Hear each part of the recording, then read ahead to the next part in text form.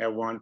What Mhm. parallels can you draw between your treatment by the US government and its current treatment of Julian Assange? I think it shows that the US government will go to any lengths to quiet dissent or to retaliate against those who have not shown the US government in a favorable light. The government does not like its dirty little secrets to be out there in the public, especially if the government hasn't leaked that information itself. So going after me was an act of retaliation. I had the nerve to stand up to the CIA, who told me as a case officer, trained case officer, that I was a security risk because I stood out as a big black guy speaking Farsi. I stood up against them. I sued them in court.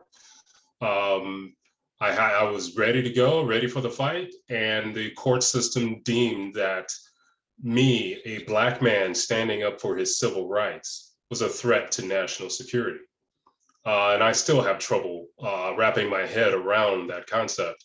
But that established, I think, the CIA mechanism, the government mechanism to go after me. That allowed them a free hand to persecute me and eventually unfairly and illegitimately prosecute me.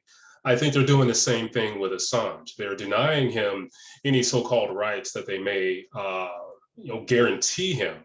But he voiced issues that the U.S. government would rather not be out in the public eye. So therefore, he has to be a target. He has to be quieted, and he also has to be made an example of. And I think that is exactly more of the motivation in my persecution. They had to make an example of someone who stands up to them.